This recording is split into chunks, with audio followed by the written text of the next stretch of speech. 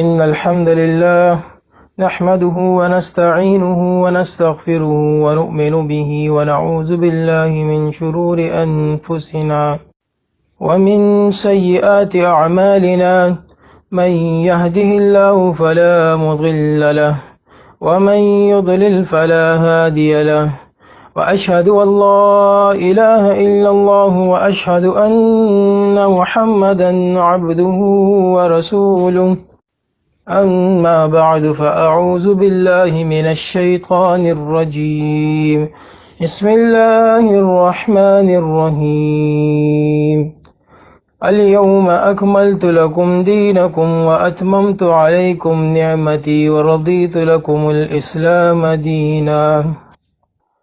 محترم سامعین، میرے قومی بھائیوں، آج کا جو ہمارا موضوع ہے شب برات کی شرعی حیثیت، اس سلسلے کا یہ دوسرا درس ہے۔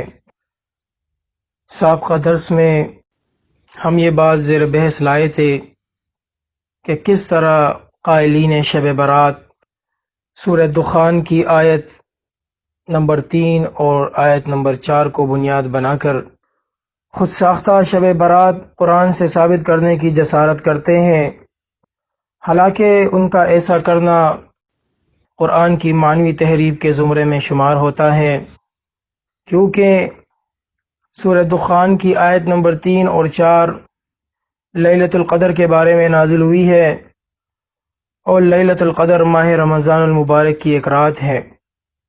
بہت سے مذہبی حلقوں میں شب برات کے بارے میں ایک اور غلط نظریہ یہ بھی بیان کیا جاتا ہے کہ اس رات مرنے والوں کی روحیں اس دنیا اور اپنے گھروں کی طرف آتی ہیں، جبکہ یہ عقیدہ اولاً نہ تو قرآن یا احادیث صحیحہ سے ثابت ہے، بلکہ قرآن و احادیث صحیحہ میں بیان کردہ اس عقیدے کے خلاف بھی ہے، جس کے مطابق فوت شدہ لوگوں کی ارواح واپس دنیا میں آتی، جیسا کہ اللہ تعالیٰ فرماتا ہے سورہ مومنون کی آیت نمبر 99 اور 100 میں، حَتَّى إِذَا جَاءَ أَحَدَهُمُ الْمَوْتُ قَالَ رَبِّ ارْجِعُونِ، یہاں تک کہ ان میں سے کسی ایک کو موت آتی ہے تو کہتا ہے اے میرے رب مجھے واپس لوٹا دے، اس مقصد کے لیے لَعَلِّي أَعْمَلُ صَالِحًا فِي مَا تَرَكْتُ،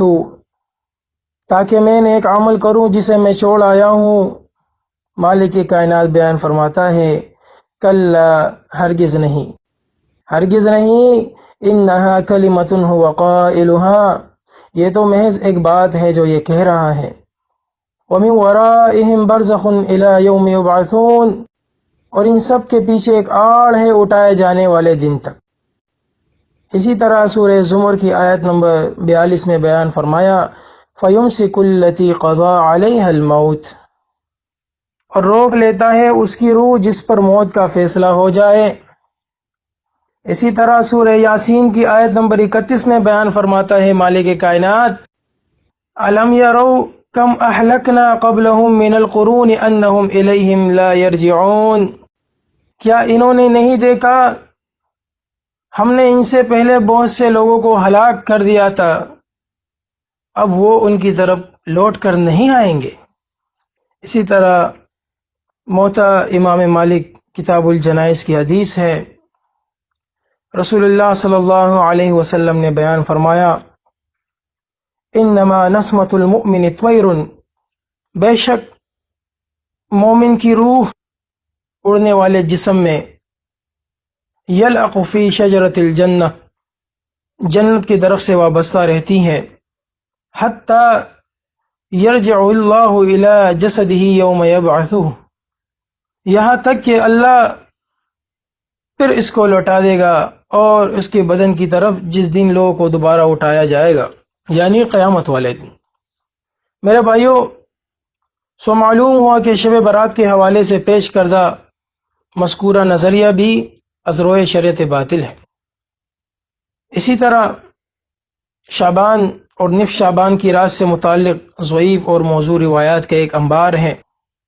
اب بھائیوں کے سامنے چند احادیث رکھی جائے گی، اس رات کو ثابت کرنے کے لیے چند روایات کا سہارا لیا جاتا ہے جن کی اگر تحقیق کی جائے تو معلوم ہوگا کہ وہ تمام ہی روایات ضعیف یا موضوع یعنی من گڑت ہیں۔ ایسی احادیث ہیں جو صرف نبی صلی اللہ علیہ وسلم کی طرف منسوب ہے بس، یعنی وہ احادیث نہیں ہے، رسول اللہ صلی اللہ علیہ وسلم نے نہیں فرمایا ہے، اپنی طرف سے گڑی گئی ہے، اپنی طرف سے بیان کی گئی ہے۔ ابھی ہم آپ کے سامنے چند روایات رکھیں گے اور اس کی مختصر تحقیق بھی آپ لوگوں کے سامنے پیش کی جائے گی انشاءاللہ، تاکہ حقیقت واضح ہو جائے۔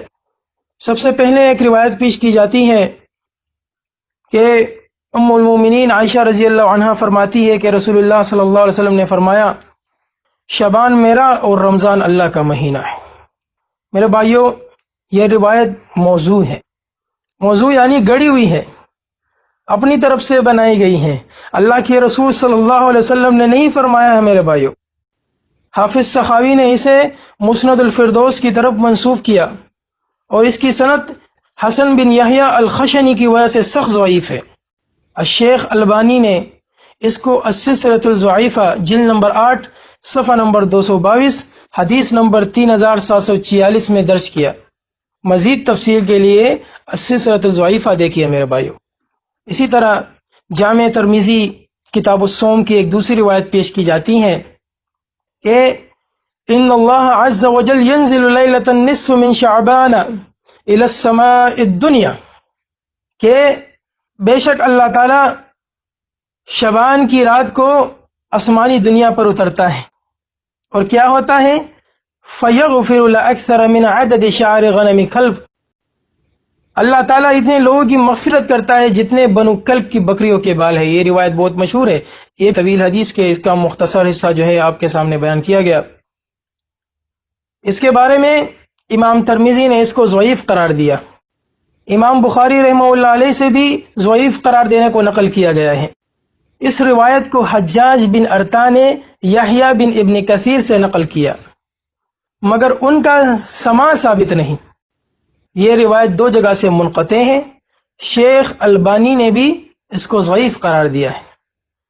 میرے بھائیوں، جب کسی روایت میں اتصال سند نہ ہو، اس کے سند میں اتصال نہ ہو، وہ منقطع ہو کسی بھی وجہ سے، وہ قبول نہیں کی جاتی۔ اصول حدیث میں اس روایت کو ضعیف قرار دیا جاتا ہے کیونکہ اس میں اتصال سند نہیں ہے۔ اسی طرح ابن ماجہ کی حدیث نمبر 1390 اس کو بھی پیش کیا جاتا ہے شب برات کی۔ فرمایا اللہ تعالیٰ نصف شعبان کی رات اپنے بندوں پر نظر فرماتا ہے، پھر مشرک اور مسلم بھائی سے دشمنی رکھنے والے کے سوا ساری مخلوق کی مغفرت فرما دیتا ہے۔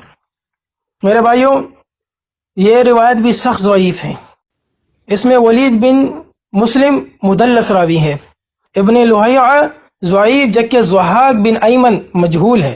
دوسری سند میں ابن لہیع ضعیف کے علاوہ زبیر بن سلیم اور عبد الرحمن بن عزرب دونوں مجہول ہیں۔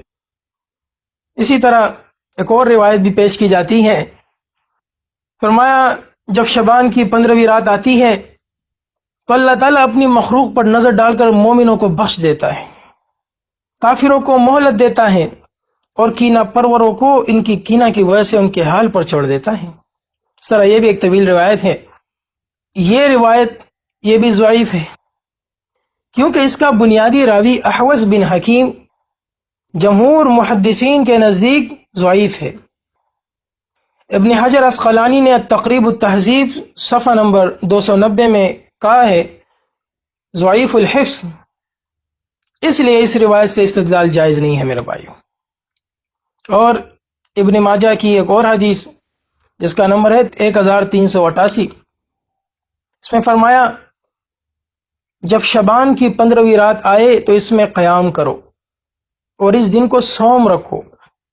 اس رات اللہ سورج غروب ہوتے ہی پہلے آسمان پر نزول فرماتا ہے، کیا کوئی مصیبت میں پنسا ہوا ہے کہ اسے عافیت کروں؟ اسی طرح یہ بھی ایک طویل حدیث کے اس کا مختصر حصہ جو ہے آپ کے سامنے بیان کیا گیا۔ اس روایت میں بھی ابو بکر بن ابن ابی صبرہ کذاب راوی ہیں. اس کے لیے آپ تقریب التہذیب بھی دیکھ سکتے ہیں، صفحہ نمبر 3973. اور ابراہیم بن محمد شخص ضعیف ہے اس میں، یعنی گویا یہ روایت موضوع درجے کی ہے اور بالکل استدلال کے قابل نہیں ہے. یعنی جب کوئی حدیث موضوع درجے کی ہو جاتی ہے اس کو حدیث کہنا بھی نہیں چاہیے، وہ تو ایک گڑی ہوئی بات ہے، ایک گڑی ہوئی روایت ہے. اور ایسی روایات کو میرے بھائیوں آج شب برات کی فضیلت میں اور استدلال میں اس کو جائز ثابت کرنے کی ایسی احادیث سے جو ہے استدلال کیا جاتا ہے جو کہ احادیث کے زمرے میں آتے ہی نہیں ہے میرے بھائیوں. اسی طرح ایک اور روایت بھی پیش کی جاتی ہے کہ نصف شعبان کی رات سال بھر میں پیدا ہونے والے اور مرنے والوں کے نام نوٹ کیے جاتے ہیں اور لوگوں کے اعمال اللہ کے حضور پیش کیے جاتے ہیں اور اسی رات ان کا رزق بھی اترتا ہے. فضائل الاوقات میں یہ درج ہے. میرے بھائیوں یہ روایت بھی سخت ضعیف ہے کیونکہ اس میں نظر بن کثیر سخت ضعیف راوی ہیں اور اس روایت سے استدلال جائز نہیں. تو معلوم کیا ہوا میرے بھائیوں کہ شب برات کے نام سے جس رات کو آج دین اسلام کی ایک مقدس رات قرار دیا جاتا ہے وہ در حقیقت قرآن و احادیث صحیح سے ثابت ہی نہیں ہے. کوئی ایک صحیح احادیث میں اس رات کا ذکر نہیں ملتا. البتہ لیلۃ القدر کے بارے میں جو رمضان کی طاق راتوں کی ایک رات ہے اس کے بارے میں ہمیں قرآنی آیات بھی ملتی ہے اور اس کا مہینہ بھی ہے اور صحیح احادیث بھی ہمیں ملتی ہے لیلۃ القدر کے بارے میں جو رمضان میں ہے آخری عشرے کی طاق راتوں میں. اور اس کے علاوہ شب برات کا ایک بھی کوئی صحیح احادیث یا جن احادیث کو یہ پیش کرتے ہیں اس کی حقیقت آپ کے سامنے رکھ دی گئی. یہ اصول حدیث بنائی اس لیے گئی ہے کہ کوئی اپنی طرف سے جو ہے حدیثیں گڑنا شروع نہ کر دے کسی مسئلے کے بارے میں. جس طرح آپ کے سامنے پچھلے درس میں بھی ابتدا میں یہ بات رکھی گئی تھی کہ دین اسلام تو مکمل ہو چکا ہے میرے بھائیوں. نبی صلی اللہ علیہ وسلم کی وفات سے حجت الوداع کے موقع پر اللہ کے رسول صلی اللہ علیہ وسلم نے کیا فرمایا؟ دین مکمل ہو گیا ہے، اس کے بعد کوئی نبی نہیں آئے گا، کوئی نیا شریعت نہیں آئے گا میرے بھائیوں. اللہ رب العزت سے دعا ہے کہ اللہ تعالی ہم سب کو جو ہے بدعات سے دور رکھے اور ہمیں توفیق عطا فرمائے کہ ہم سنت پر جو ہے عمل کرے.